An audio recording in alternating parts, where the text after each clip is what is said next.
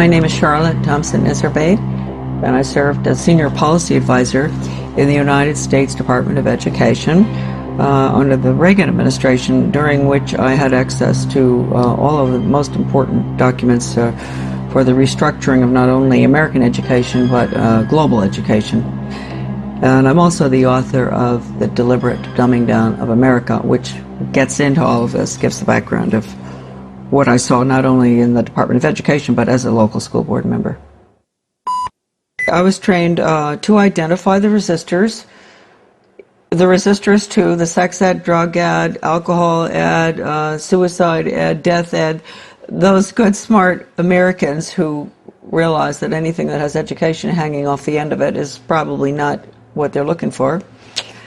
I was trained to identify those good people and to go up against them, and actually to go and try to get them to join us through the group process system, make them feel important, get them on a committee. And I went and I saw that Americans were being trained to identify resistors. Then I got pretty upset. And luckily, there was a big book that came with the in-service training called Innovations in Education, A Change Agent's Guide. And I was able to take that back home with me. Unbelievable examples of how to con the Christians and different people who are upset with what you're trying to do, how to bring them over to your side. Case studies, true case studies of educators who had put programs in that normally, in a normal American town, nobody would want them. How did they manage to get them in? How did they con the people? And the other thing was, not only was I trained to identify the resistors, I was trained to go to the important people, high profile, highly thought of people in the community, with the Rotary and Chamber of Commerce, Garden Club, you name it, the different groups in our towns. Go to them and convince them of the importance of these new programs like sex ed, drug ed, I just mentioned all of them, and to get them on your side, because when you can get the leadership in a community to go along with it, then the newspaper comes in and says, a committee's been set up with the head of the Rotary and this and that, and they're all getting behind this task force to discuss whether we're going to have a new sex education program. And then when Mary Jones, who ordinarily would think, why would we want to have a sex education program when we don't have any problems with kids having sex or anything? So she might be, concerned. She might be one of the resistors. She reads that her best friend, who's the head of the Garden Club, is on this committee, and she thinks, oh, well, hey, Mary Appleton is on that committee. She's heading it up. Must be okay.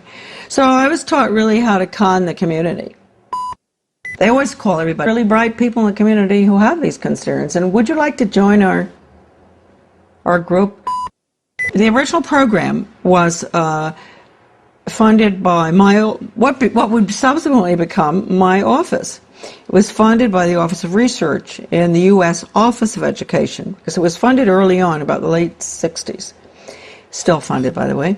And the money went to the University of Michigan in Ann Arbor to a professor by the name of Ronald Havelock. And he was the one that put together the whole training, the whole seminar, the book.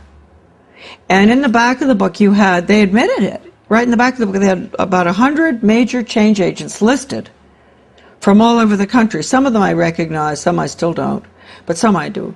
And so this was a very important project. And it was being carried out I'm sure, all over the country, not just where I was. Professor Benjamin Bloom is probably the most important behavioral psychologist ever to live. I mean, maybe not quite as much as Pavlov and Skinner, but he really implemented the system in education in the United States. And he was the author of the Taxonomy of Educational Objectives. And I know that doesn't mean much to us. It means a lot to teachers. They know. All teachers have to go through that, Bloom's taxonomy. And just to give you an idea of how blatant they are, Benjamin Bloom said the purpose of education, and I often say this to parents, really, listen to this. You think the purpose of education is reading, writing, and arithmetic? The purpose of education is to change the thoughts, actions, and feelings of students. And then he goes on and he says, he defines good teaching, and this is even worse from the parental standpoint, as challenging the student's fixed beliefs. And then, in some of his works that I have, that are in my book, a lot of this stuff is in it. When he says challenge, does he mean challenge or does he mean change? Change their fixed? Yeah, through challenging. It's through challenging. You go up against them, and you change them. And you asked a good question, because then he goes on in one part of the taxonomy that is in my book. He says that he can take a student from here to there, from a belief in God or his country or whatever, to being an atheist and not believing in his country in 1 hour. Did he do that? Oh yeah, he does it. And I've seen it with students. I've seen it with young people. And they don't even know, and teachers don't even know. That's why if you talk to teachers about it often, they really have an awfully hard time dealing with it. And if you go up to a superintendent, an educational administrator, superintendent or whatever, and you ask him or her, have you ever been through sensitivity training? They'll usually crack up because they went through it.